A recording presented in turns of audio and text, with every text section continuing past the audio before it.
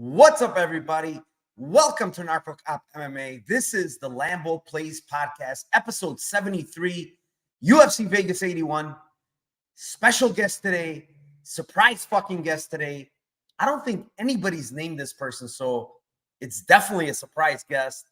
A very sharp motherfucker, a guy that's a good friend of mine that's, as sharp as this dude knows everything inside out about the UFC, about MMA, has all the stats. I love his thinking, and mostly, man, is a very good guy.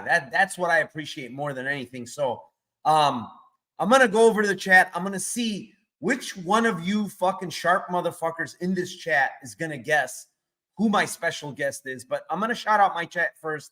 Mushroom, what is up, my man? Thank you for joining. J Soul says he's sleeping because he's waiting so long. Josie, what is up, my man? Victor, what's up, brother? Tim is not here this week, so I will have my special guest soon. Dixon, what is up, my man? Please start earlier. Bro, you gotta, you're waiting for something really good here. So open up those eyes. If you need to fucking hit them with a nail and have them stay open, do whatever you gotta do, bro. Joshua, what is up, my man? Thank you for joining. Luke, what is up, man? Thank you. Fuck Cooler says, looking forward to this one. Let's go. Prince of Mischief, what is up, my man? Daz, as usual, always in here. Appreciate you, my man. Thank you for joining. The Bookie Man, what is up, bro? Kiwi Brew is in the house. Who else we got in here? Mike, what is up? Thank you for joining. Big Steve in the house. Zell, what is up? Jackie Blaine in the house as well. Ratchet, sketchy or not, we're going to bet. Of course we're going to bet, bro. That's what we're here for. Fresh Gamble says, Narco and Liam, let's go. Oh, man, maybe this guy's onto something. Kristen, what is up? Thank you for joining as usual. You're always in here, always supporting. Thank you very, very much. Mark Schillenberg, appreciate you, my man. Damn, there's a lot of people in here. Nick Juarez, what is up, my man? Thank you for joining. Tom Clark as well. You missed Tim. Tim will be back, bro. Tim will be back. Capping Service, what is up? My goodness, there is a lot of people in here. Thank you all for joining. I have to put this on. Definitely not Tajik Bey. We don't bring frauds in here, bro. We don't bring frauds in here. 76 of you in here already. Thank you very much. Hit the smash the like, subscribe to the channel. And by the way, monetization is back this time. Thank you to YouTube for bringing back my monetization, even though it's taken for no reason. But without further ado, guys, I will bring in my surprise guest, the man, the myth, the legend, and no, it's not man of the library. It is Liam Picks Fights. What is up, my man? Thank you for joining me. Short notice, but man, this guy stepped up right after jiu-jitsu. He choked a couple of motherfuckers out, and now he's ready to give you guys some big Lambo plays. What is up, Liam?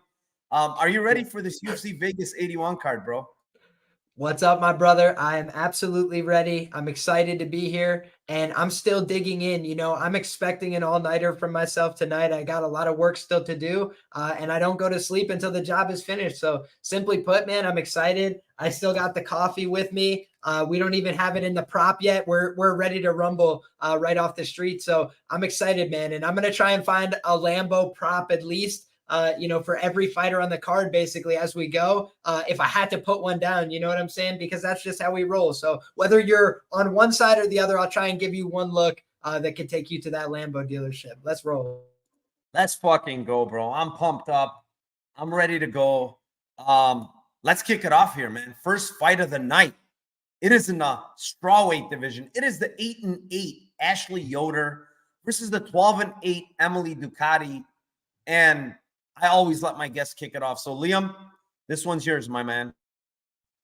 Sure thing. And this is a tricky enough fight for me in the sense that both of these women have frankly just underperformed in their odds range, right? You look at Emily Ducote as a favorite. She's been hemorrhaging money a little bit, 4-3 in that favorite role. But as you know, the chalk is going to cost you over time. So when you look at the Ashley Yoder side, I think she might have the unique distinction of being 1-7 as a UFC underdog. Just absolutely piss poor performances, minus 70% ROI. She's just done nothing for you, even in these wide odds ranges. So as far as I'm concerned, coming back off a long layoff, all these things are massive red flags for me. She does have a huge social media following. She did some reality TV. And if there was a girl that's just been fumbling the bag a little bit, in my opinion, relative to her skills and my expectations for her, it's been Emily Ducote. But let's be clear. If these two women, I think, were in a fight in a bar or a fight for their life in a gladiator cage, I think Emily Ducote is coming out of there, 9 times out of 10 personally. So for me, I'm looking at this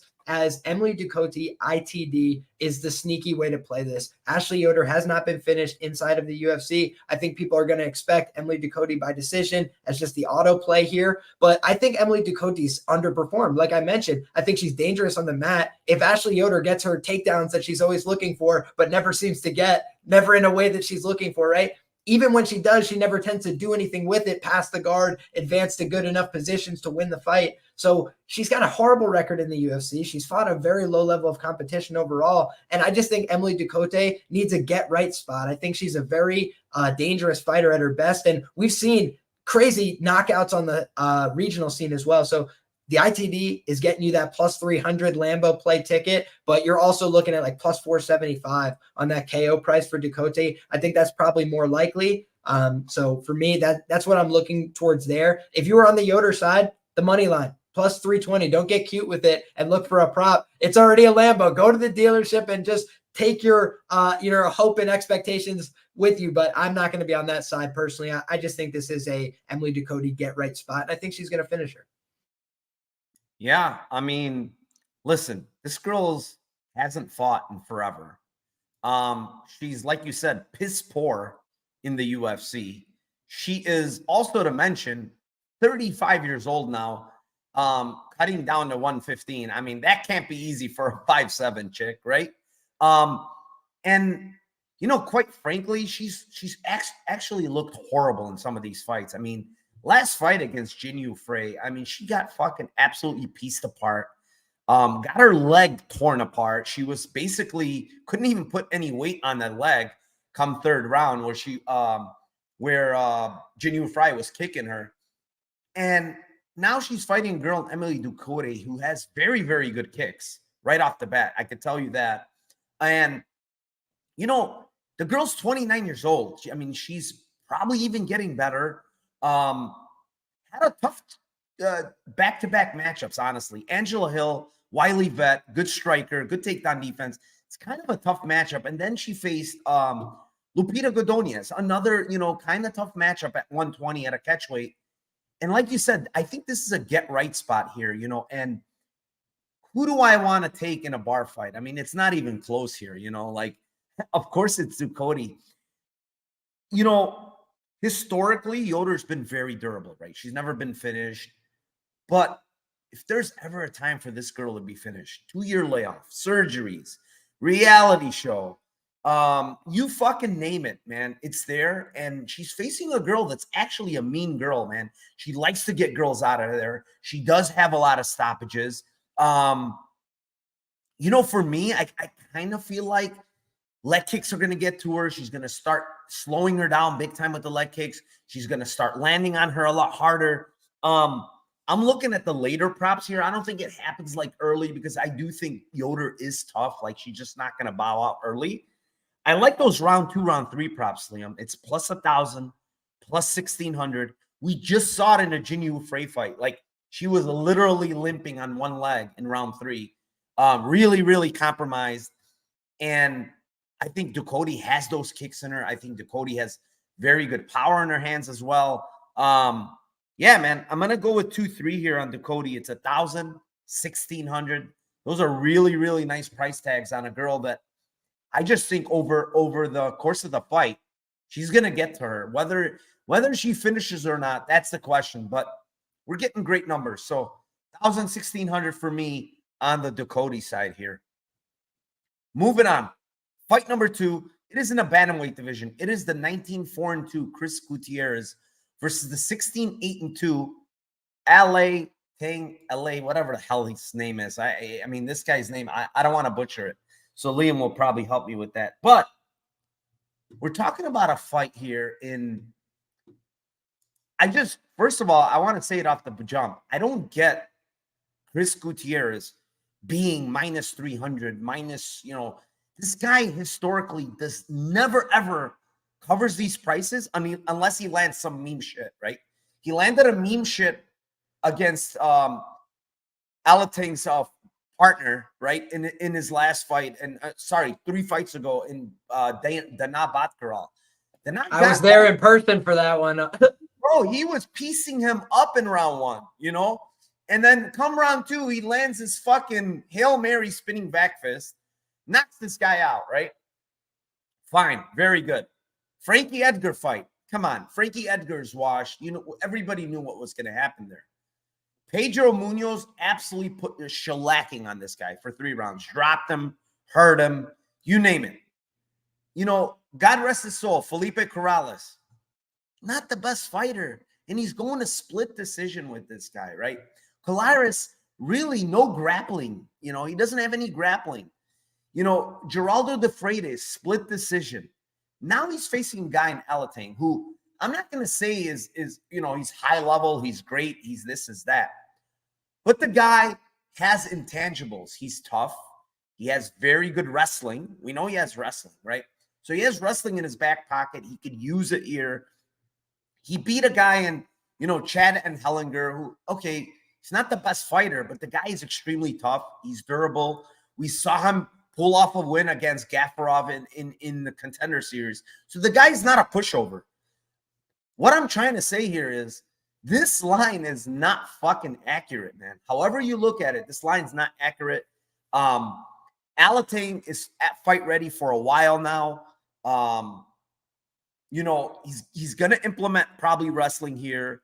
This decision prop on Alatan is just completely off. It's plus 550. If he wins, I think he wins by decision. I really can't come to a stoppage how he finishes Gutierrez. I don't think he has the best power. I don't think he has the best submission game. But he can take you down. He can control you a little. So, man, decision prop plus 550 on Alatan. Yeah, why not? How about you here, Liam? I told you I'd give you one on each fighter, but you just covered it on the highly Alatan side.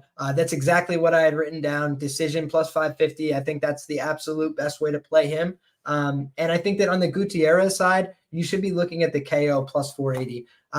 I think that Haile Alatan is a durable guy. I don't think that that's a problem necessarily. But if you go back and watch, the one time he got absolutely shellacked in the UFC was against Casey Kenny. And how did he manage it? He kicked the ever-loving crap out of the guy. And honestly, it looked like a torture film at a certain point. Like, I couldn't believe that Haile Alatan was taking some of those shots. He looked like a side of beef, just like all up and down, just marks from the kicks.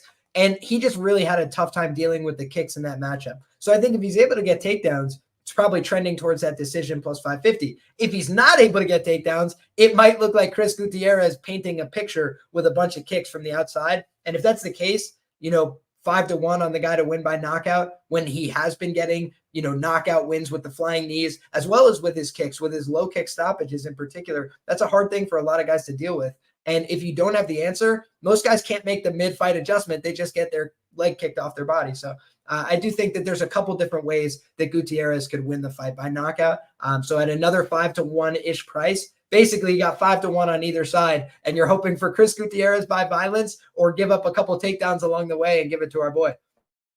Yeah, I mean, I didn't mention that, so thanks for mentioning that. Yeah, the leg kicks are definitely something to look for because Chris Gutierrez has very good leg kicks, and we saw Alatan just eat him over and over and over again in that fight, which wasn't good. But I honestly trust Fight Ready probably more than any other camp to get someone prepared and have a game plan, right? I can't possibly think that they're going to say, hey, go over there and start striking with Chris Gutierrez and let him pick you apart, right? So I'm going to have to bank on the fact that this guy's going to wrestle. He's going to wrestle heavy. I think he's he hasn't fought in a while, but he's looking really, really good as far as physique is concerned. So hopefully he pushes the wrestling. Hopefully we get to the finish line and maybe get this decision at plus 550. Mushroom, my man, thank you for the dono. Appreciate you, bro. Big time appreciate from Mushroom MMA. $10 dono. Thank you very, very much. Pepe says, Alatan is tough as a $2 steak, but he can get his lights turned off. I mean, he hasn't really got his lights turned off in the UFC, has he? I don't remember if he has. I don't think he has. I think he has a pretty subpar record to the knockout, but most of it was prior to the UFC. I think it was 5-3 to the knockout, but not since he came to the UFC. Yeah, he got knocked out early in his career, but outside of that, lately, I mean, he ate some flush shots. I remember against Batgarel, who hits extremely hard for this division, and you know, and the Casey Kenny fight. I mean, that's pretty tough to go what he went through with those fucking kicks. But yeah, I mean, Gutierrez can land. I don't think it's going to be with his hands, honestly. It has to be like some spinning back fist, knee, or something crazy, or head kick even. But yeah, I mean, it's possibly anybody can get knocked out. But with that being said, let's move on. Fight number 3. It is in the bantamweight division. It is the 5-1 Irina Alekseeva versus the 5-0 Melissa Dixon. And Liam, it's yours again, man. Women's MMA. What do you got for us? Yeah, and I'm going to try and avoid getting cute with this one, right? Because they're offering over 3.5 to 1 on the ITD for the Alekseeva side. So, the KO is like over 10 to 1. The sub is priced a lot more, comparatively with that ITD price. But when I'm looking at this on paper, I just say to myself, you have one girl who's already went through the UFC jitters, and she just submitted an ADCC practitioner in Stephanie Egger in her first fight. That's pretty impressive stuff, and I know that we've seen Stephanie Egger get submitted in the UFC, but it was like the phantom tap armbar. It was a little bit of controversy there against Mayra Bueno Silva. And again, Mayra Bueno Silva, high-level fighter. So I don't think that there's any skin off her nose in that regard. And when you look on the other side, I think that the prop I would look at for the Dixon side is the plus 340 on the KO. And I know that sounds really low for a WMMA fight, but when I look at Alekseeva, I think there's a conceivable world where she's accepting bottom position in this fight, looking for submissions, trying to get active off of her back. Her opponent is a brown belt in Brazilian Jiu-Jitsu. How far is that going to take her in her first UFC fight when she's been hurt on the feet before, when she's given up some weird transitions on the ground before? I'm not sure, so I think Alekseeva could present some danger on the mat. But I do think that if Dixon gets to her position, she's probably going to unload with some ground and pound. And I think there might be an athleticism gap, a little bit of a physicality gap between the two. Just looking at, how their weight distribution is even. Alekseeva, missed weight in her last fight, had to make the weight this time out, but I didn't see a huge physical change to her body. She just seems to have a little bit more, body fat than her opponent. So those are the two ways I'd look to play it. Either Alekseeva ITD or Dixon TKO. They're both about the same price, a little over 3 to 1 each. Yeah, I'm again shooting for the moon here in this fight. And, when I watched this girl, Alekseeva, I mean, she pulled the knee bar last time out, fine. I mean, she got easily taken down by Egger. That's not a great look. I watched this Kazakh fight. I mean, and granted, that was, almost 4 years ago, right? But this chick Kazakh is tiny as hell. I mean, this girl's probably a strawweight. No joke. I mean, that's just what she is. And she's absolutely piecing fucking this girl up on the feet. And she's much smaller, right? Then in the grappling, dude, she gets her back and she has this deep rear naked choke in, like fully in, bro. And if it wasn't for the fucking round ending, she probably gets choked out by this chick. I kind of looked up this Kazakh girl, and she's a fucking striker. I'm like, how the fuck's this girl get her back, get her choke in against this chick? Like, that's a terrible look, right? The thing with Alekseeva is, like, she's 33 years old. I doubt the UFC is trying to push this chick at this point, right? I think she was brought in probably to lose the Egger there on kind of like short notice, right? She really doesn't have any good wins on her ledger outside of the knee bar, right? To Egger. Now I look at the other side, Melissa Dixon, and I see her, I know her from Aries, and she fought that chick, Daria, the Russian girl, who's an extremely, extremely good striker, in my opinion, for women's MMA. And she was absolutely lighting up Melissa Dixon there. Like, she was like bustering her up, face bleeding. what did I see from Melissa Dixon? I mean, was kind of impressive, to be honest. She pushes through this absolute beating she's taken from a girl that's a really good striker, gets her down, and fucking puts a beating on her herself and finishes this girl in the first round. Now, the fight before that, she fights that girl, Rizlan, who's a judo player similar to Alexeva.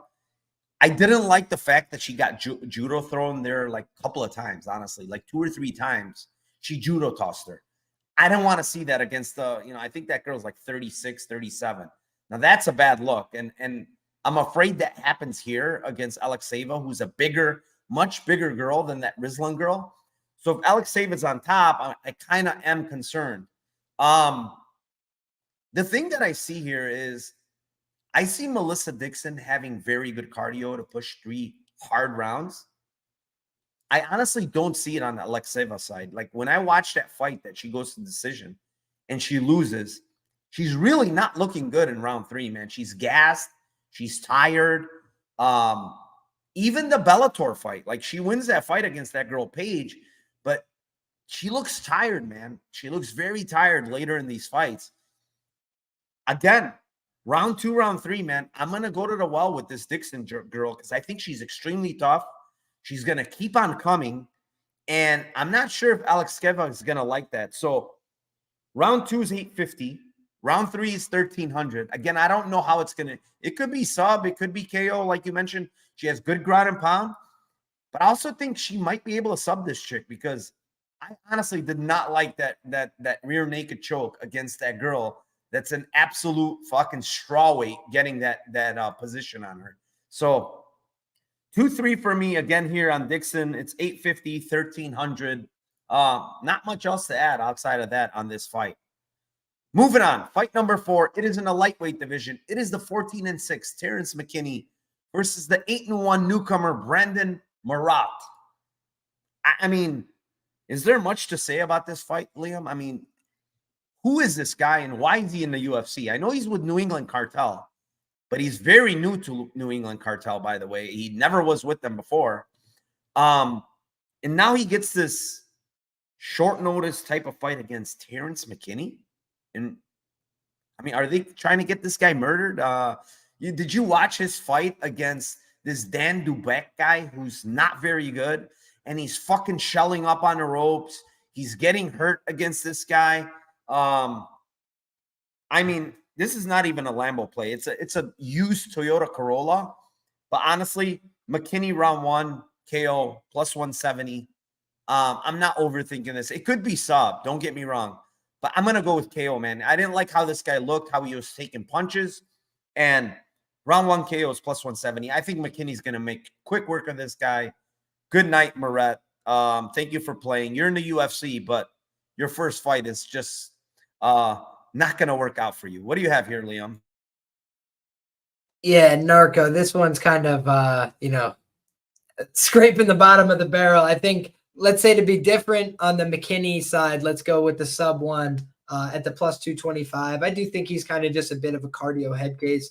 And Marotte round 2 is plus 2,600. Hey, kid, go out there and survive. See what you can do. Make some magic happen. Run away. Take the Hickson approach from the Contender Series. No disrespect, but just like survive a little bit, right? Just find your way to the next round. I think if he does that, maybe he gives himself a chance. But I think in round 1, it's just 2 different guys in terms of physicality, in terms of their level of experience. But the one thing I will note is just Terrence McKinney's got a lot of losses inside the distance. He just has a very fragile style. Kill or be killed in the truest sense of the word. Never been to a decision, right? So I think that in that sense of the word, you could probably get, even more extracted value on the ITD for Marotte instead of the money line. But I wouldn't get cute when it's plus 425. That's probably too much being said about this fight already. Yeah, this fight is just I just think they're giving McKinney a layup here and kind of rewarding a New England Cartel guy. Say, here's a UFC contract. He's like, yeah, sure, I'll sign it. I'll sign my death wish for my first fight. So, yeah, I mean, this is all day Terrence McKinney, in my opinion. So we'll move on. Fight number 5. It is in the bantamweight division. It is the 6-2 Tainara Lisboa versus the 7-1-1 Ravina Oliveira. And God, Liam, you seem to get all the women's MMA fights. I think that happened last week with Pepe. Now it's happening with you this week. So give us what you got on this one, Liam. We got a tricky one on our hands here, as far as I'm concerned. The prop that stands out to me doesn't quite qualify as a Lambo play, but it was actually that ends by sub at plus 200. The reason that I feel like it's potentially live here is because Tainara Lisboa, let's not forget, right? She comes from a Muay Thai background. That's her main skill set. Her last time out, I was thinking that she was live to win by sub because I was all aboard the fade train, right? I had taken her inside the distance because I was thinking this is a very exploitable opponent. Now she's got a young girl off the regional scene, and I know she's got some sketchy tape in Ravenna Oliveira, right? That submission loss that she gave up is harrowing, right? It's the stuff that'll give you nightmares if you're a coach, where she's basically in an Ezekiel choke, then she gets swept around, she's in the top position, and then she gets finished. So it's just like all horrible looks. But that was 4 years ago. Right. And now she has put in the time and the work on the mat. She does seem to have a pretty good physicality about her, and she's the much younger fighter in this spot. Tainara Lisboa, she didn't all of a sudden just become a world beater on the mat. I do think that that's still her biggest liability. And it's interesting that the striker is now being lined more likely to win by submission than she is to win by knockout. It's just an interesting turnabout as fair play over time. But when you're looking here, I do think Ravenna Oliveira, potentially a live underdog. And if she was to get it done, she's been working on her ground game. She's been working on her submission offense. And we saw that come to play in her last fight, where even if it's late in the fight, if she can get on top of you, if she can get a hold of you, she'll look for that finishing position at any point. She'll look for that kill. So for me, I would go with, potentially the KO. If I was going to pick an independent prop, that'll get you over plus 300 on the Lisboa side. But I do expect violence here. This is a fight, rare women's fight that's lined to end inside the distance, right? And I think that that's because you got two violent women here that will pursue the finish. If you guys watch Norma Dumont Lisboa, that was years ago. But even in that fight, it's one of the most frenetic women's MMA fights you'll ever watch. Norma Dumont was on the edge of getting TKO'd in the first round. So I think that both of these women could come out here, put on a really aggressive showcase, Brazil on Brazil crime, as I like to say. So those are the ways I'm looking to target the fight. Lisboa KO, Ravenna by sub, or the fight ends by sub. If you're looking to go to the used car dealership and get that, Honda Civic, then you get the plus 200 there. Yeah, I mean, I'm right there with you, man. Exact same reads on this fight. The thing that I noted here in my notes is that Oliveira she's been a purple belt for the last over 5 years, right?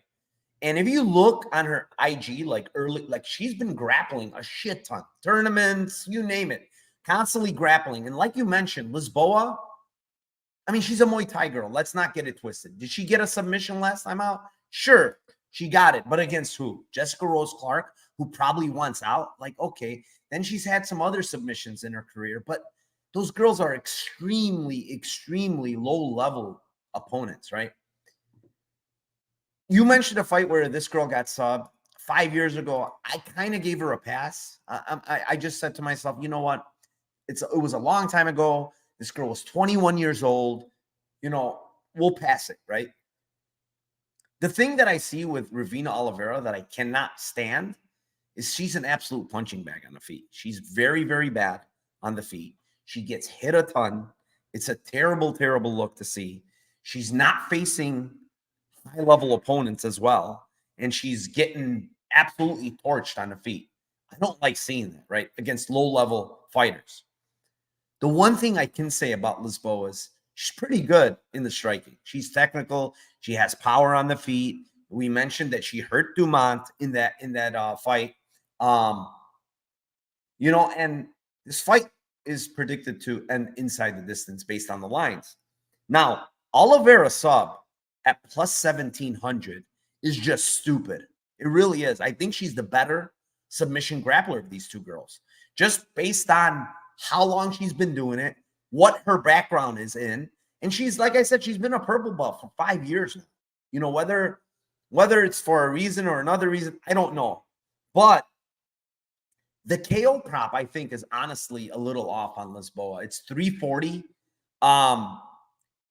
The way this girl just eats punches, and again, it's against girls that are not really good strikers or powerful anywhere near what Lisboa is at.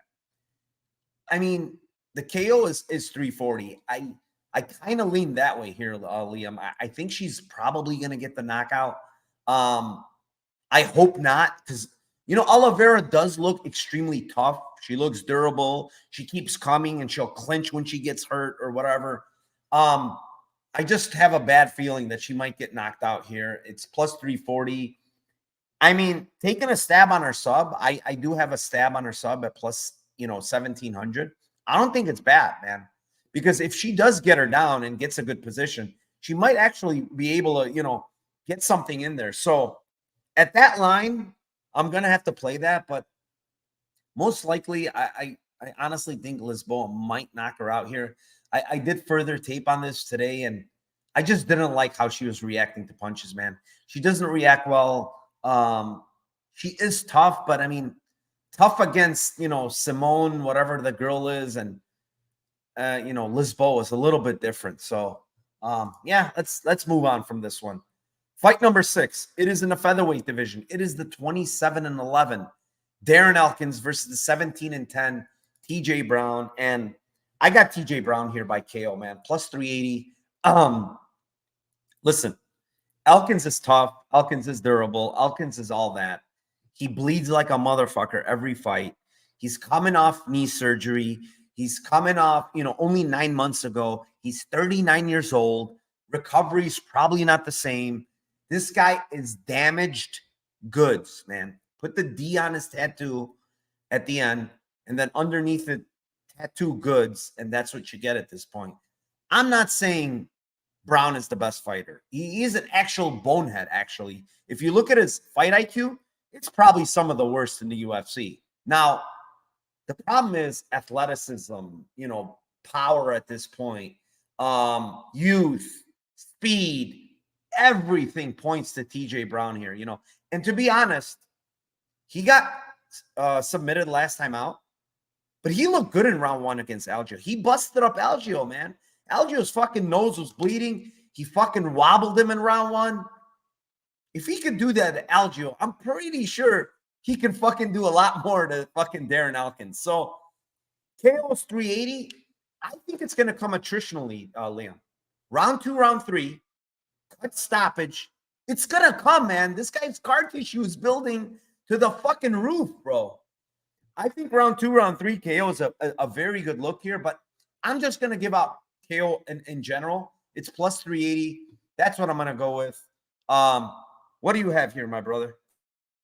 Well, you've covered the TJ Brown side, so well done there. I'm going to scroll down on this prop page to see if I'm seeing plus 240 on the ends by KO. Again, that's not going to quite get us to the Lambo dealership, so I'm going to add to that point. But again, I'm looking at two guys that are both, in my opinion, a little bit susceptible to getting hurt. And I think that in this spot, especially Darren Elkins, to your point, I think is way more fragile. But TJ Brown is an idiot. So if he gets caught standing there trading pocket exchanging with Darren Elkins in the first round, will I really be surprised? No. And Darren Elkins by knockout is almost 10-1 here. He's been around for quite some time in the game. I know that a lot of his wins, especially lately, his finishes have come by decision, or his finishes, have come by submission. But I just feel like he's a guy that is more than willing to take whatever you give him. And TJ Brown is also a bonehead. So does he put himself in submission attempts? Yes, he does. But he also puts himself in positions where he could get TKO'd. And I think that against Darren Elkins, he could gas out and he could just be coming into this fight a little bit, less than himself. So with that being said, I'm looking towards that ends by KO to, steer away from that variance. But in terms of both sides by KO, that would be the way I look to play it because they're both good prices in my view. Yeah. I mean, did you see this, what the chat is saying? I mean, was he limping? I didn't pay attention to this, to be honest. But there's a couple of people in chat saying that TJ was limping. Here we got another person saying bit limping. Yes. Did you see any of that by any chance, Liam? Yeah. So I do think that I thought it was a little bit weird how he walked away from the exchange. Like I thought that he walked up looking fine, but then he turns away from Elkins and kind of just took a couple weird slow steps off the stage. And I was like, did he forget that he's still on camera or something?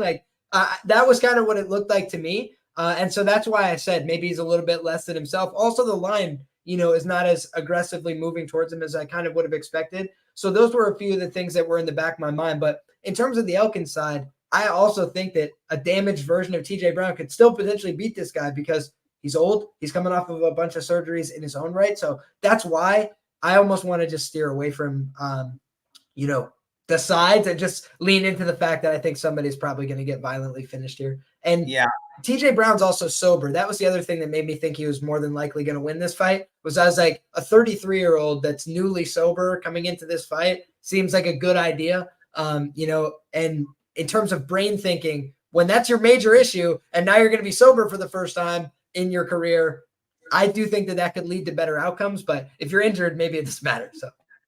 Yeah, the thing that somebody mentioned that they heard an interview that made me really nervous about my play is he says, we got a great game plan here. We're going to fucking wrestle. I'm like, oh, fuck, no, do not wrestle, please. You make every fucking mistake possible when you're on the damn ground. And now you're going to wrestle with a guy like fucking Elkins, who's a fucking good wrestler, good grappler. You're not subbing this fucking guy. And it's like, please don't wrestle, dude. Like, that is the worst outcome you can possibly do is fucking go in there and wrestle this guy. And supposedly, he said he's going to wrestle. This is the game plan. So I don't know. Petition to change my pick to the sub at plus 525. Dude, I'm not kidding. Somebody said that they listened to his interview and he said the game plan is to wrestle here. So this is fucking, after I put in my bet, I am very, very scared that he's probably going to get subbed here by Darren Elkins. Because, I mean, if there's one thing that he has a history of is he's getting finished. I mean, this guy's been finished in 7 of his fucking losses. And, that's 70% of the time this guy's getting finished. So, I didn't want to hear that at all. And I guess that's what he said, man. It's fucking brutal though. Hopefully it's one of those where he says what he says, but he's not going to really do that. And he's kind of like, getting Elkins to think he's going to wrestle. I don't know, but this guy's not the sharpest knife in a drawer. So let's move on here. Fight number 7. It is in the bantamweight division. It is the 9-1 Christian Rodriguez versus the 9-0 Cameron Saman. What a great fight. 2 young prospects, Liam. This one's yours, my man. Awesome. So starting off on the Simon side, I'm going to have to start with Simon by decision at the plus 300 tag.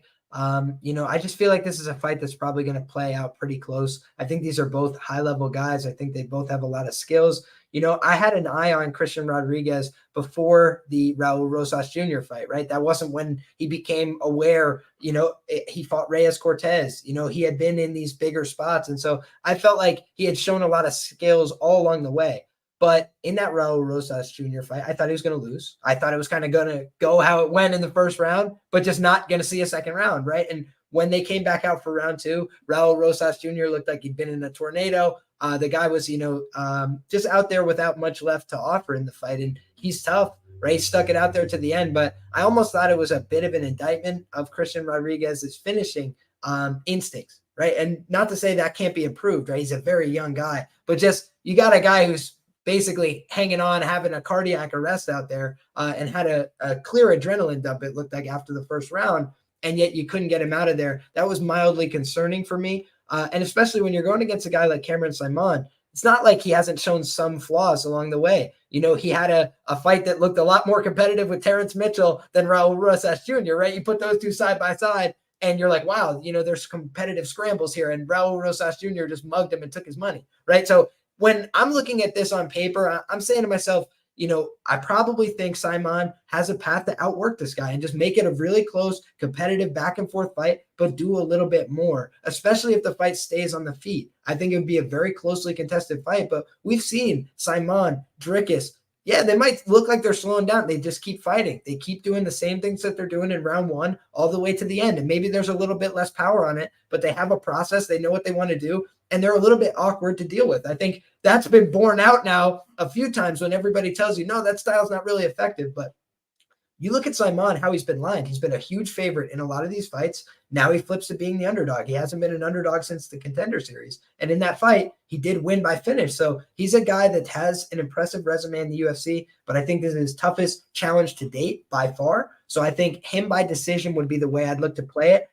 And the Rodriguez decision line is not going to get you to the promised land. So I think that Rodriguez would have to go Rodriguez by knockout plus 800. We've seen Simon get buzzed before, seen him get hurt a little bit, and he's still a very young guy, right? And the one thing I noted on my show this week as well, Narco, is just when I talk about age dynamics, normally 3-year age gap, I'd be looking towards the younger guy just instinctually, right, as a starting point. But not when they're 22 and 25, right? I'm 25 years of age right now. I'd whoop my ass from 3 years ago, right?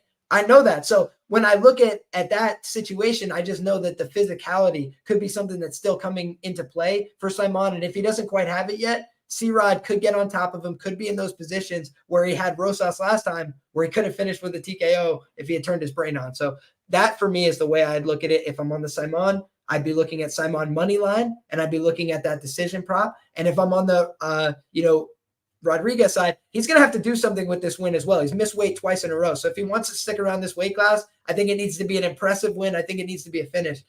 So a couple things to note. Yeah, man. I'm really, really interested in this fight. I have a very big bet on Rodriguez here. And, I saw him miss weight. He missed weight by 4 pounds. I'm kind of glad, honestly. I didn't want to see him miss by 1 pound. I wanted to see him miss by 4, if anything. That means he didn't deplete himself, right? And, when I look at Simon, right, do I think he's a good prospect? Absolutely. I think he is kind of built the same way that Dricus is, honestly. His game kind of implements Dricus's game, right? A lot of kicks, a lot of weird movements, kicks and punches coming from all over the place. Very explosive, right? It's kind of the same, and he looks tired, but he fucking pushes through pretty easily, right? The problem, the main issue I have with Simon, right, is a couple of things. First of all, he's 22, right? He's young, he's green, he makes a ton of mistakes, right? Something that pops up on tape on him is mistake after mistake after mistake, losing position, all of these things, and all of his mistakes are in the grappling, right? He's getting taken down very, very easily in his fights. I mean, Kozlov, no resistance in the takedowns, man. Just takedown after takedown. And okay, Kozlov is a BJJ guy, no problem. But he's not a fucking high-level wrestler, right? He's just getting takedowns for free against him. Takes the fight on short notice, by the way, Kozlov does. Gets to mount, gets his back.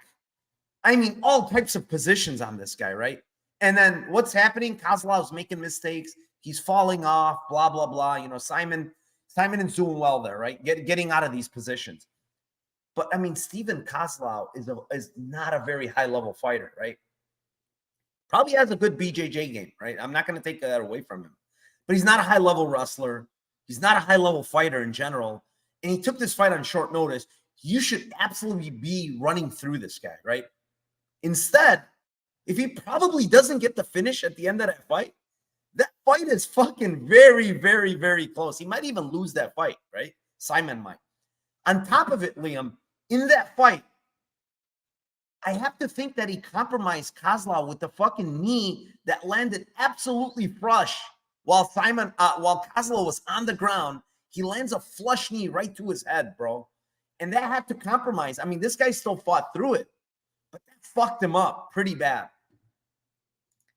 Simon gets taken down by Mitchell, man, over and over again. Gets on top of him.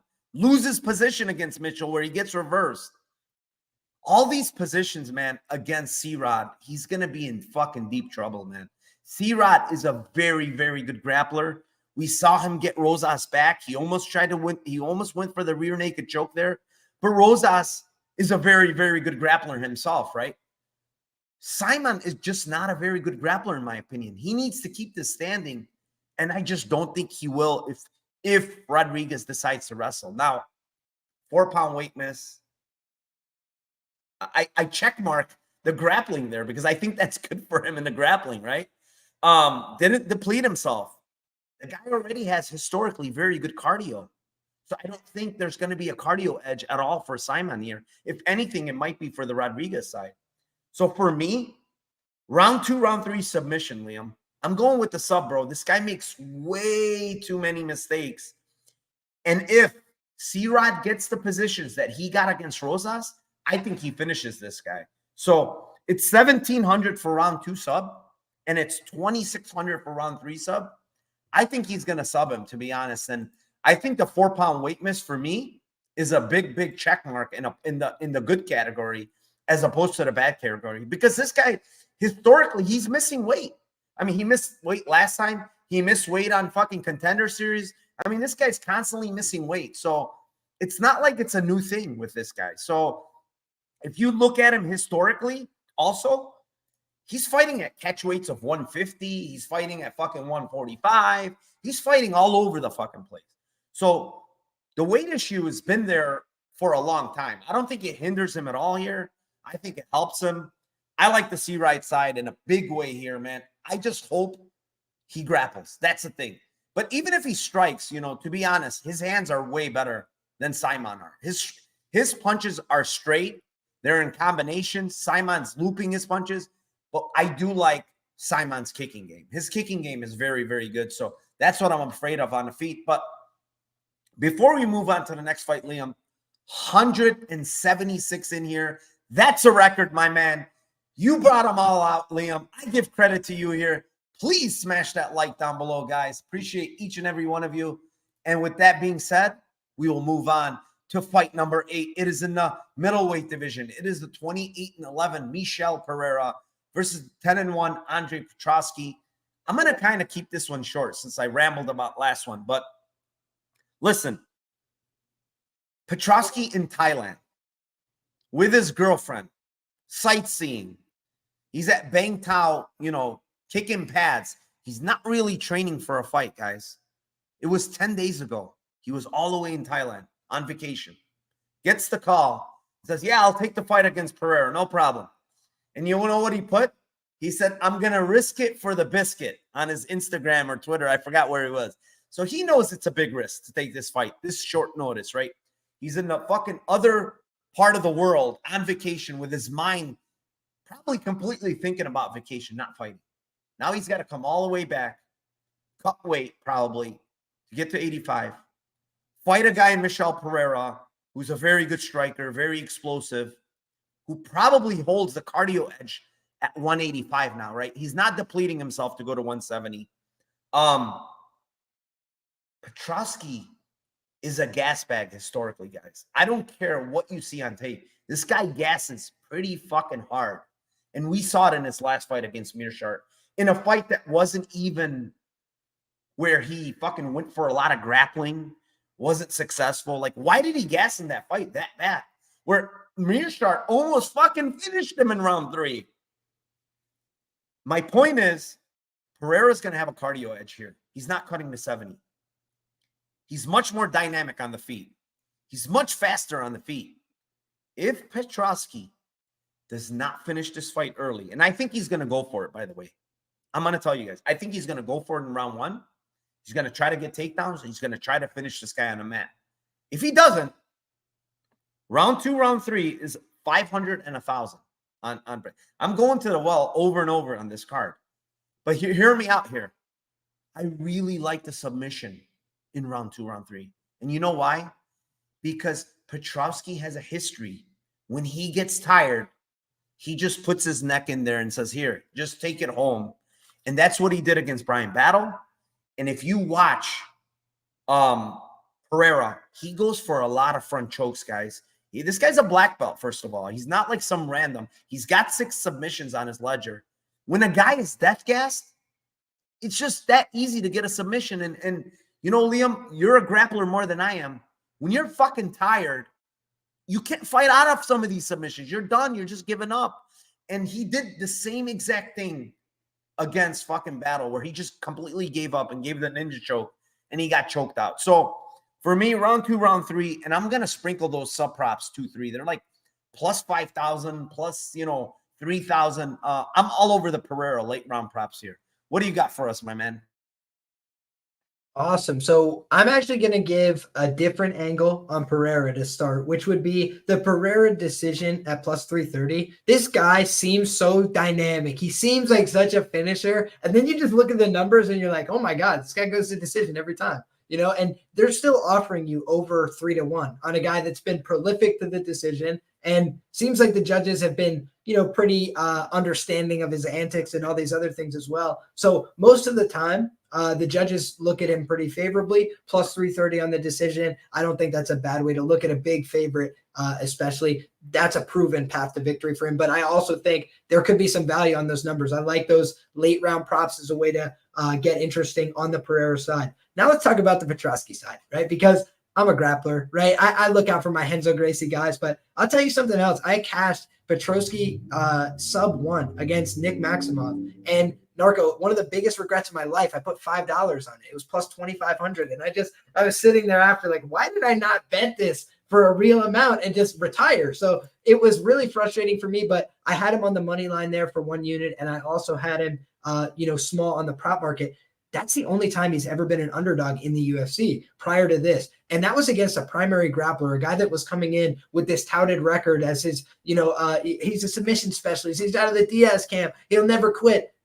Didn't matter. He was asleep very quickly, right in the first minute. So I look at his front headlock game as being very effective, very dangerous. And I think your point was very valid. If he's going to come in here knowing, hey, I got a short leash in this one, I might not have the 15 minutes to push here if I start to fatigue. I got to sell out early on. So I think that if you have access, many books have closed this down, but some books still offer it. Petroski and the under 1.5 rounds, I think, is a correlated outcome. I think they will offer you that parlay at a decent price. And I think that potentially could have value beyond what it's priced at. But in terms of what is widely available, Petroski sub is plus 700, plus 750 or so. I do think he is a nasty, lethal submission grappler. I think he's extremely strong, and I think he commits to his positions. John Danaher, if you ever listen to him talk about why some people are effective in grappling and others are not, when somebody has an opportunity, they have to commit 100% and sell out.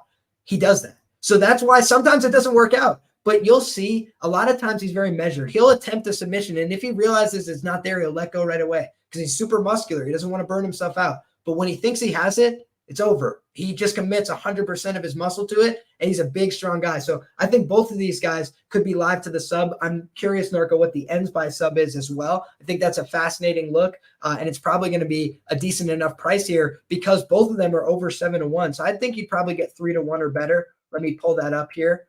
Plus 400 I'm seeing for the ends by sub, either one of these gentlemen to win by submission in a fight that could take place primarily on the ground because of Petroski's doing. I think that's a very interesting look. So who knows? Before it's all said and done, I might get to that, but fascinating look. And I'm glad that we're having this conversation because you're opening my eyes. If you guys want to go to that next level, Lambo, it's the sub one. It's plus 1900 now. They're still not giving you that 25-1 I got back in the day. But now they're giving you a 19-1 against a guy who's not known for his grappling in the same way. Not to say that he can't grapple, just to say that he's not as prolific with it as a guy like Maximov. That's all he does. And he got choked out instantly in that fight. So that was impressive, at least to me.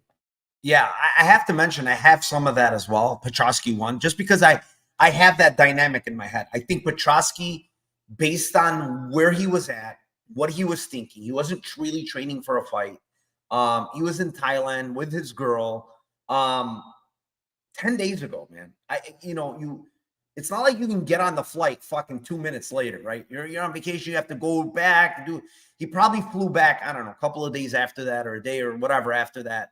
Now you got to cut weight in a hurry in 1 week. You don't even have time to train, dude. This guy's a gas bag to begin with. He's gassy. There's no ways around it. I mean, he's absolutely gassy. And now he's taking a fight on short notice. And then he puts that exact statement, like, risk it for the biscuit. It just kind of tells me, bro, this guy's going to go in there balls to the wall. He's either going to fucking get you out of there in round one, or he's going to get finished, in my opinion. So round one sub is a great look, 1900. I think it's really good. Because like you said, at the end of the day, he's the better grappler. Whether Pereira's a black belt or not, the guy's primarily a striker. But then if this fight extends, I could see sloppy takedowns. I could see club and sub. I can see all types of things where Petroski puts his neck in there and just, goes home like that. Because you know, at the end of the day, if you hit him, Petroski is tough. He's not going to just quit, right?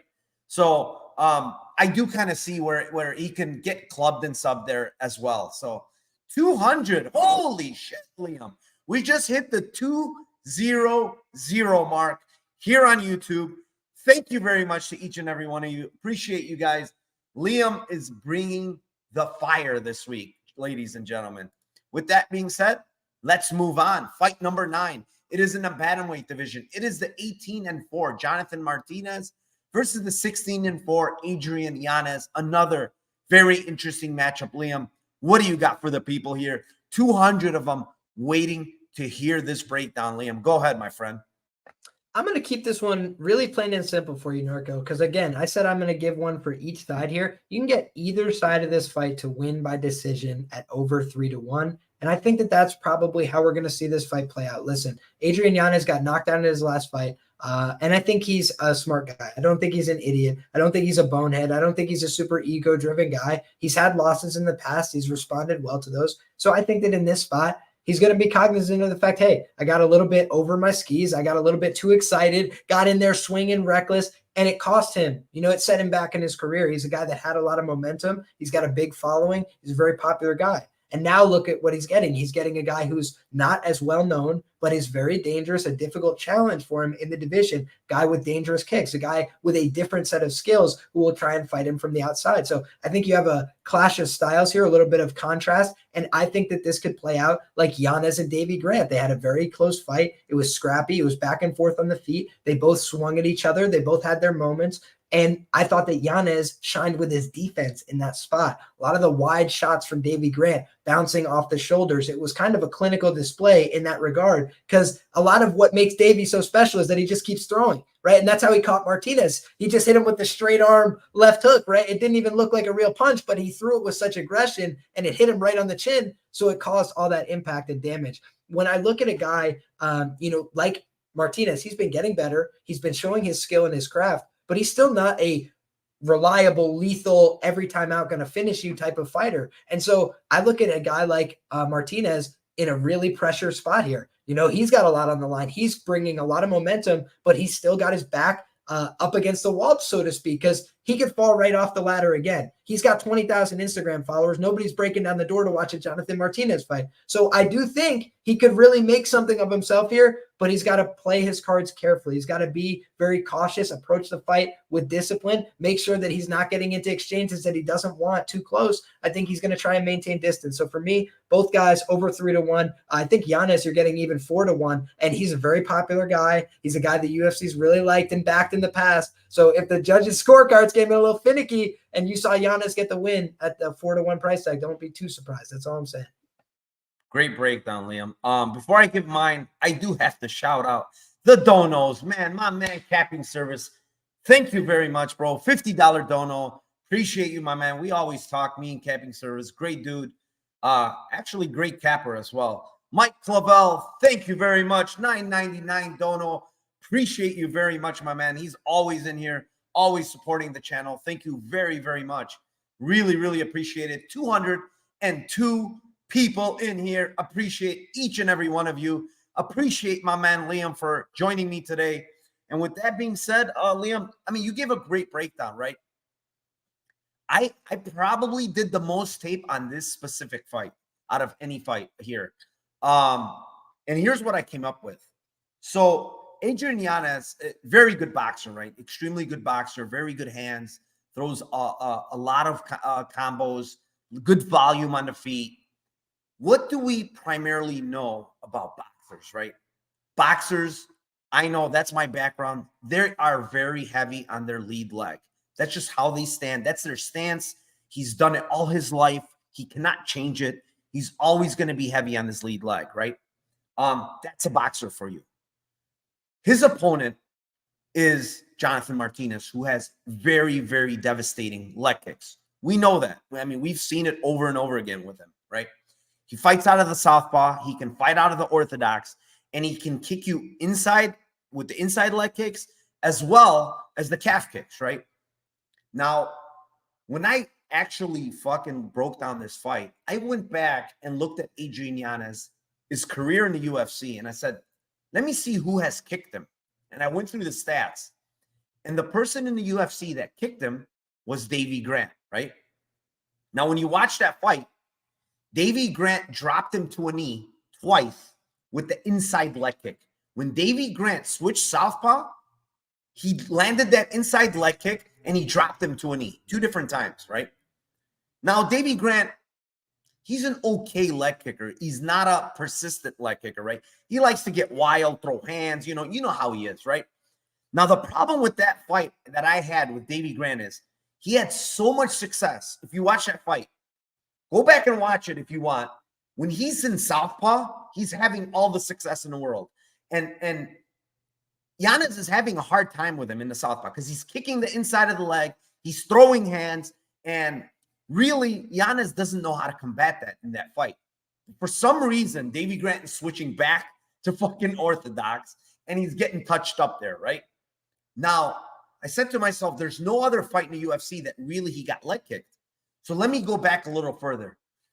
Now, go back and watch the Kyle Estrada fight, man. That's a really, really good fight to watch to see what happens when this guy actually gets leg kicked. And honestly, he gets his leg chewed apart in that fight, Liam. His lead leg is fucked up in that fight. He's limping in round 3. Now, Kyle Estrada is not a big kicker or any type of puncher even, right? Kyle Estrada has been knocked out plenty of times. What happened in that fight is he got his lead leg chewed off. When you get your lead leg chewed off, you just don't have the power to sit down on your punches and throw. You can't because your lead leg is fucked up, so you can't sit down on your punches. He couldn't knock Estrada out there. Subsequently, that fight was extremely close, man. And to be honest, you could probably give it to Estrada. The main thing here is like he's facing a guy that kicks 10 times harder than both those guys put together. And to me, if this fight extends, his lead leg is going to be fucked up. I have no doubts in my mind. If this fight extends, he's going to be limping pretty damn hard on the lead leg. If he gets him out of there, it's got to be early, in my opinion, because the later this fight goes, the more he's going to be limping, the less he's going to have power, the less he's going to sit down on his punches. So for me here, I think this fight's going to be close. Don't get me wrong, because I do think the hands of Yanez are much better here. But I think he's going to have a big, big problem with the leg kicks. And split decision, Liam, is 700, bro. Why? Why is split decision in this type of fight where it's going to be tick and tack, back and forth, one with hands, the other with kicks? It's plus 700. It's just a really, really weird off number for me. And I played it, man. And I do have, being transparent, I have J-Mart here at -5. I think he has more weapons on the feet. That's what I'm looking at. I'm looking at the fights where this guy's getting kicked. He's not liking it. He's not the same fighter. So yeah, I mean, I like the J-Mart side here a little bit. But I really, really like the split decision, guys. It's 700. I just don't get it. I really don't get it. If Yanez doesn't finish, I don't really think J-Mart's going to finish this guy. So it probably goes to decision. But fuck, 700? Are you fucking kidding me? I think that line's way off. I agree, man. Yeah, I mean, it's a crazy line. Let's move on here. Co-main event of the night. It is in the flyweight division. It is the 21-9-1 Jennifer Maia versus the 11-5 Viviane Araujo. And I will kick this one off here. Nothing real like crazy here. I think this is another fight that probably plays out close. I do think Araujo might be able to land takedowns here, to be honest. Maybe 1 or 2. I kind of feel like she's a side, man, at this price. I haven't played her. Because Maia is not really a girl that will pull away. She doesn't really use grappling much. She does throw decent volume, but her shots are just not very impactful, right?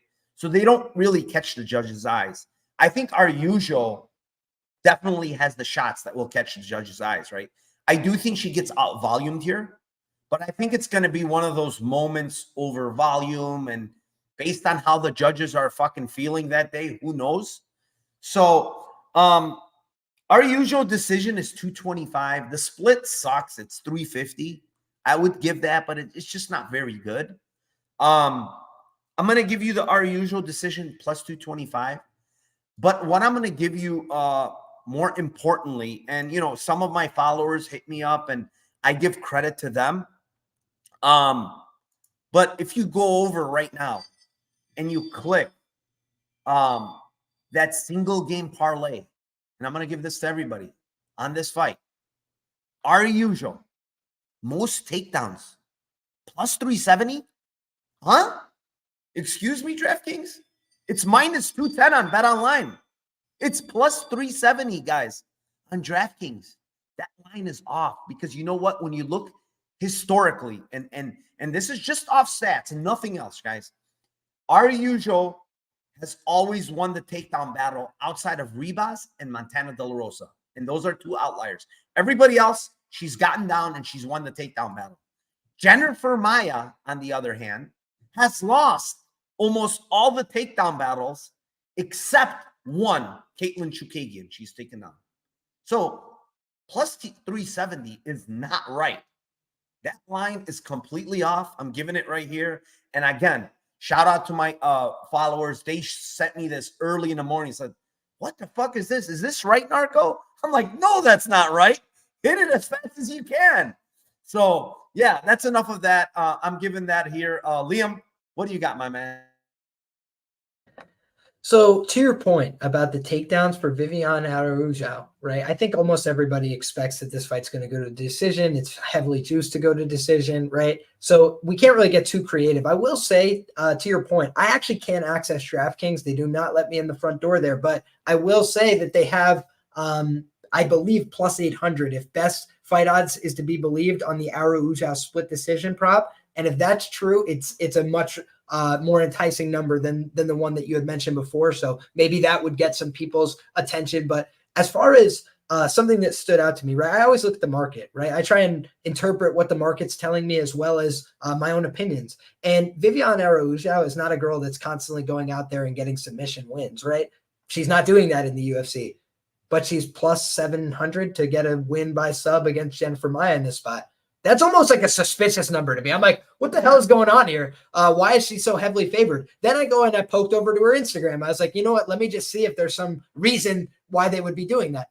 Maybe it's the pinned photo of her wearing her gi with her black belt wrapped around. So maybe she's been working a little bit on that ground game. Maybe she wants to show that off a little bit. I'm going to go try and find some interviews. I haven't heard interviews from either of these girls. This fight seems to be going completely under the radar. And the only people talking about it seem to be on the Maia side, which, listen, I understand, right? She's the more proven girl in the recent outcomes. But when you look at how she's performed historically in the odds range, I don't think she blows you out of the water here. I don't think she's, knocking your hair back. And meanwhile, Viviane Araujo very frequently has been favored to win her UFC fights. She's fought a higher quality of competition, I would say, broadly speaking. She has a couple finishes along the way, and she hasn't been doing that recently. But I'm just looking at a girl here who looks very physically strong. And Amanda Ribas, very good grappler, probably going to be difficult to out-grapple her. Alexa Grasso, she's been showing off her championship pedigree there, dealing with adversity when grappling, and then also having a lot of big moments of success against Shevchenko.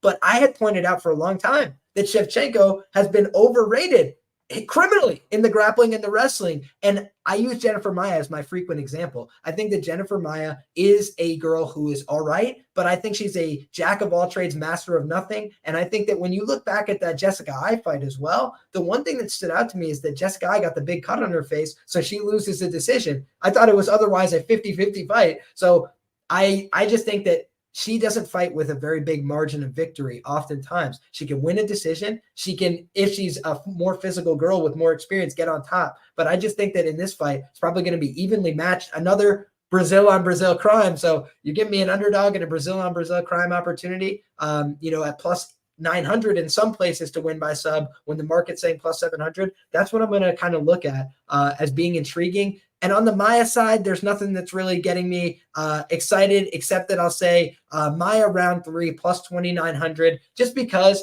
Viviane Araujo, if she does lose a fight, what tends to happen? She tends to go like this, on a gradual downward slope in terms of her enthusiasm or cardio. So maybe she comes out guns blazing, things don't work out, she gives up by the 3rd round. That would be a crazy way to bust out all those fight goes the distance parlay. So for me, that's the way to play Maia. You get really creative with the round 3 prop, but I got one for each fighter. So there you have it. Yeah, I mean, great breakdown. Our usual the girls that she hasn't grappled, that in Amanda Ribas, obviously very, very, very skilled ground game, right? She kind of like, fuck it. What am I going to grapple with this girl? So Ribas grappled and she got her down, right? And then the other one's Montana Dolorosa, who's an extremely good fucking wrestler, right? Two things that, is Maia good on the ground? Is she a black belt? Yes. But is she really that good on the ground? I mean, I haven't seen it.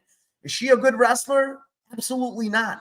So it's like, it's mind-boggling that most takedowns is plus 370 on the girl that also, let's mention, is going to be the stronger girl and more physical girl in there. I mean, it is what it is. And that's what our usual is. So plus 370, guys. I mean, it's I know, sorry, Liam, you couldn't get it, but it's way off. I mean, it's wrong. Put it that way. But let me shout out Nate Brown. What is up, my man? Thank you for the $5 dono. Cameron, Irina inside, under Barb, and versus, what is that? Use and under for TJ. Oh, under in the bar fight and under in the TJ fight. I got you.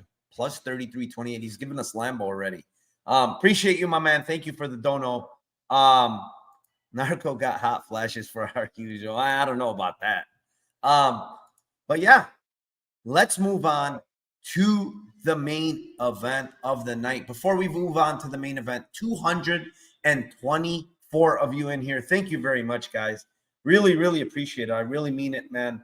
Liam came through. He brought the fire. He brought the people. And they're all here for it, man. Liam, 222 all-time best for my channel. So trying to grow it, trying to make it bigger, and we're bringing in fire like Liam. With that being said, main event of the night, Liam. Featherweight division, 13-2, Sadiq Yusuff versus the 23-11, Edson Barboza. Let's hear it, my man. Awesome. Let's do it, Narco. So I actually have a bet on this fight, right? I'm just going to disclose because there's only me, you, and 200 of our closest friends hanging with us. But I took Sadiq Yusuff by sub in this spot. And I know that that's going to sound a little bit counterintuitive, right? Sadiq Yusuff's got one win by submission. Liam, why would you take that? It was against Don Shanis. He's a little bit fraudulent. And I don't mean any disrespect to Don, but just for the level, right? A guy who's like fringe ranked in the UFC against a guy who's been fighting on the regional scene. So when you look at a guy like Sadiq, he's trained under Lloyd Irvin for quite some time, right? He doesn't do the belt progression system, right? He doesn't look like a guy who's putting on the gi these days very frequently, but he does have pictures of him in the gi. He does get experience with a lot of really good grapplers on the ground. What do we know about Edson Barboza? He's not a guy who pushes the wrestling and the grappling, right? When you look at how they line him in these fights, his win condition is the knockout, right? It's always correlated with his money line pricing. It's not even 3-1, right? In this fight, even though he is plus 150 to win the fight overall. So you're looking at a guy who's heavily correlated to win his fights by knockout. Why is that? He has no submission wins in his entire UFC career. He attempts submissions very infrequently, right? Edson Barboza is just not a grappling guy. He's a get back up, try and kick your head off. And he's won a couple fights by decision along the way, but he's mostly a knockout or bust type of fighter. So I think if you're looking to play the Edson side, I'd be looking to play Edson by KO in the first 3 rounds. I think that that's how he wins his fights. And I think that you could probably, let me look at the FanDuel number here. Edson KO in round 1, 2, or 3 is plus 320. So that qualifies for the Lambo play. I think if you're on the Edson Barboza side, that's how you want to play it. I think that Edson slowed down significantly in the Giga Chikadze fight. I thought he was having a lot of success, but he couldn't even keep up with the pace of his own success, in my opinion, at 145 pounds. There's not a lot of evidence that he could go a hard 25 minutes, let's say, at 145 pounds. He's bounced back and forth between weight classes. He's 37 years of age. He looks physically extremely dynamic. When I looked at both of these guys, they're both winning their fights early. right? Sadiq Yusuff, round 1 or 2, all 7 finishes have materialized. That's the way he's getting it done. He's finishing people with that quickness. When you look at the Edson Barboza side, almost all of his losses that have occurred inside the distance have occurred in rounds 1, 2, or 3, the vast majority in round 1. So I think of Edson Barboza as a guy who is kill or be killed. He's just a kill or be killed type of fighter. So when I look at Sadiq Yusuff, why would he bother trying to stand on the feet with one of the most dangerous guys in the UFC? I think if a takedown opportunity presents itself, he should try and take it. And I think he would be effective from the top position. I do think that he's strong. I think he's got good hips, a good base, and I think he could pass. But here's the other thing. If you have Edson Barboza hurt, do you want to let a injured animal start swinging back and try and kill you, right? When is a dog most dangerous? When they feel like they're wounded, when they're backed into a corner. That's what happens with Edson Barboza. Sometimes he gets hurt and he just starts throwing bombs. But you know who else forces the grappling in Edson Barboza fights? Check the tape. Edson. When he's getting pressured and he does not like it, Edson sometimes will go, F this, I'm going for a takedown, right? He's a strong guy, he's physical. So sometimes it works. Sometimes it creates a clinch exchange or something. But sometimes he does it to Tony Ferguson and he snaps him down. He gets back up, he snaps him down again, and then easily takes the front headlock there. But what happened when he goes against Cowboy Cerrone? He gets dropped with a jab, and Cowboy's like, what am I going to do messing around trying to ground and pound this guy? Edson's tough. Edson really doesn't want to give up, okay? That's the one other thing I'll say. He's a very tough guy, but you can't tough guy a choke. You go to sleep, right? That's what happens, plain and simple. So when guys put him in a choke and he couldn't get out, he tapped because he knew the alternative is I'm going to sleep. So 2 examples of it happening in the UFC. His 1 win by submission is prior to the UFC. I don't think he's a guy that trains proactive offensive grappling. I think he does the opposite. So if you wanted to cover the rare instance of Edson attempting a submission, the ends by sub is a very similar price. It's like plus 550, but you can get Sadiq Yusuff by sub plus 600. And his last fight, what did he show? He went out there, he landed a bunch of knees to the body, and the second an opportunity presented itself, he sold out for the guillotine. And by the way, it was money. And it wasn't a guillotine that you see a lot in the UFC where somebody flatbacks themselves, and then if it doesn't work, their eggs are all in one basket, so it's over. He's on a hip with Don Shainis also on a hip. So what would have happened if Don tried to scramble? He would have ended up in the bottom of full mount, and then he would have just gotten beat up, and the fight would have been over there too. So I just think of Sadiq Yusuff as a guy, big power on the feet. I think he's going to pressure Edson, come forward, swing bombs, get in his face. And I think if Edson doesn't like the pressure, he might shoot. I think if Sadiq doesn't like the pressure, he might shoot. And I think that there's just opportunities that will present themselves for a submission, especially on the Sadiq side. So give me Sadiq Yusuff by sub. That's my play. And on the Edson side, give me the Edson KO 1, 2, or 3 at plus 330. 2 Lambo plays for the main event. Let's hear what you got, Narco. I'm excited. Great breakdown, man. I kind of went this fight a little differently, man. And I historically don't like betting main events. I just think, first of all, I know that the books are sharpest on main events, right? That's the fight that most people bet. That's the fight that the books are going to have more correctly on the line, on the money line, on everything, right? But the thing that I've been looking at, and I think it's probably true, I haven't really dug very, very deep, but I've noticed when fighters are first-time fighters in a 5-round fight, in the main event, in the UFC, they tend to go to decision a lot more than you would think. Now, you mentioned Edson Barboza, kind of a kill or be killed type of fighter, but he's been to decision many times, right? Not to 5 rounds. Now, he got finished against Kevin Lee. I think that was his only 5-round fight where he got finished. And that was mainly because Kevin Lee beat the shit out of him on the ground, basically, right? When I look at Edson Barboza historically, and we're talking in general, right? We're not talking like deep dive, because Giga Chikadze did finish him, and he's a striker. And, you know, in that fight, he ate a shit ton of body kicks from Giga, which really bothered him in that fight. So, you know, Sadiq is a different type of striker, right? He doesn't throw many body kicks like that. He's more hands. And like you mentioned, you know, he wrestles, but when you watch his tape, I mean, he's never attempted more than 3 takedowns in his career. He's not really a wrestler. I mean, the guy is primarily a striker, right? The thing that I see here, and it's, you know, it's going to sound funny and people are going to probably laugh, and I'm out there to give my play and I don't give a shit, right? Edson Barboza by decision is plus 950. Now, hear me out. We just mentioned one thing on both these guys, and in my opinion. I think they're both very, very tough. Sadiq's been dropped, right? He's been hurt, but that guy recovers very fast. He's not easy to finish. I think the same thing can be said for Edson Barboza. You need to kill him to get him out of there, right?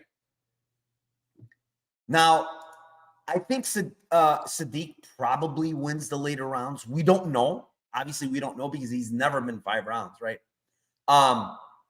What we do know is that when Edson Barboza faces a striker, and I would label Sadiq Yusuff primarily a striker, he tends to fight close. He tends to, fight really close in those fights. And the outlying factor in those fights when he loses them is the guy tends to land 1 or 2 takedowns, which is very possible in this fight with Sadiq Yusuff, right? The thing to me is, like, I think this fight might go over, man. I kind of have this feeling that it's a 5-round fight. It's the first time for Sadiq Yusuff. I think he's going to pace himself.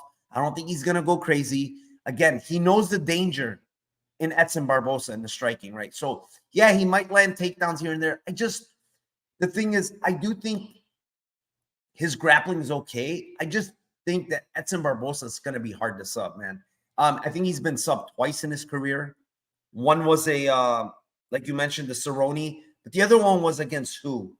Tony Ferguson, Tony the Ferguson, Darston. Yes, correct. That's the only times he's ever been subbed, and he's faced extremely good grapplers in his career. So honestly, I can't really picture a sub, maybe a club and sub where he's hurt, like you said. Yeah, maybe a club and sub. I think that's probably the only way he gets subbed in this fight.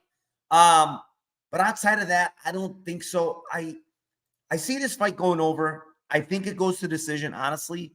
I'm going to take a shot, man. Barboza 950 is just insane by decision. Just because his opponent is tough, man. His opponent is durable. He's not going to just be able to run over him and get him out of there easily. So he's been a decision many times. He has 8 wins by decision. You look at the Felder fight, you look at the Ige fight, extremely close fights. Yes, they were 3 rounds. But what data do we have that Yusuff can run away in round 4 and 5? Nothing. We don't have it. So, decision, man, on Barboza, plus 950. I kind of feel like it's off here. I know people will laugh, but that's how I'm seeing this fight, man. I think historically, guys that start with their first main event, like Sadiq Yusuff, I think tend to, take it easy. They're not going to go crazy. So 950 by decision, Barboza. With that being said, Liam, we're going to have to give these people our Lambo parlays. I will kick it off to you first, my man. What do you got for the people, for the Lambo parlay? Maybe they can buy themselves Lambos with your plays this week. What do you got, my friend? Let us pray, okay? What I'm going to give you guys is, so far I've got 2 legs, okay? Let's go Petroski Pereira, ends by sub, plus 400, all right? Then we're going to parlay that up with the ends by sub for Lisboa and Oliveira at plus 200. Right now, we're looking at a 14-1 parlay, but I know that that's not going to quite get us to the Lambo dealership that we're looking for. So let's get one final one, the piece de resistance. Let's go with the Alex Siva and Dixon fight to end by submission for either fighter at plus 350. That's plus 650. So now that's a Lambo parlay for you. God bless, good luck, peace, love, and chicken grease. You ain't even got to pick a side. Just hope that somebody makes a mistake, boneheaded and gets submitted. Very nice. Very nice. 66-1 there. I'm going to give out something crazy this week. I'm feeling dangerous. I want the people to feel dangerous along with me. We had a very good Tuesday. I literally hit almost every single prop on every single fight, so it was insane for Dana White's Contender Series. So we're going to go with the C-Rod submission 2-3. It's 1,000 on FanDuel. And the Ducati KO 2-3 at plus 800. That gives you 98-1. And guess what? If you want to really get crazy, we're going to add the McKinney KO1, and it jumps it to 266 to 1. Just like that, boys. We're going for it this week, my man. Thank you for joining me, Liam. Still 222 people in here. Thank you to all the donos. Thank you for all the likes. Thank you for all the fucking everybody that's talking over there in chatting it up. Best chat in the game. I know Liam says that as well, but I have to use that as well, Liam. I love my chat. I always have to shout them out. And with that being said, Liam, let these people know where they can find you. I know they know who you are, what you have going on. I know you have a lot going on, but go ahead. The floor is yours, my man. Thank you for being here again and on the short notice call, similar to Andre Petroski, but you came through, man. I don't know if Andre Petroski can come through this week. Go ahead. See, I'm just trying to set the example for my Renzo Gracie homies. Also just want to shout out the team, everybody at the ADCC, trials right now, trying to qualify. Big tournament on the East Coast. We got kids from the teen division all the way on up, to the men's and women's divisions, very talented competitors out of Renzo Gracie Warwick. So want to shout out to my teammates, but most especially, guys, you can always find me at Liam Picks Fights on everything. That's on Twitter, YouTube, most especially. If you guys can support there, always appreciate that. And if y'all are at petered out, if y'all still have something left to give, I'm probably going to be going live myself to do a little bit of the post weigh-in stream, talk about some of the things that I noted when these fighters were facing off as well.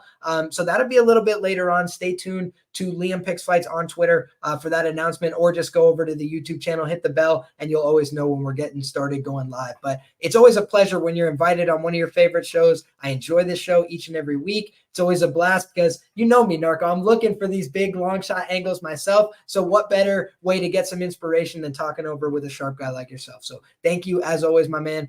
Pleasure. And if you ever need a fill-in, you just call my line. I got your back. Love you, my man. Thank you for joining me. Appreciate all the kind words.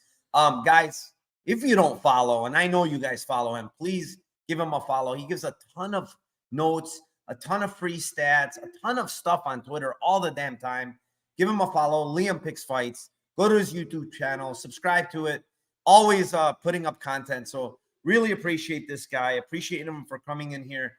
And guys, you know where you can find me. Narco Cop on Twitter. Narco Cop MMA, my YouTube channel. Hit the like. Subscribe. I'll see you guys tomorrow. I'll have the live spaces like usual for UFC tomorrow. We've been crushing those live spaces, so we want it to continue tomorrow. Thank you very much for joining me. Again, thank you very much to Liam for filling in. I think Tim will be back next week. Guys, one last thing. Let's cash those tickets for UFC Vegas 81. Peace.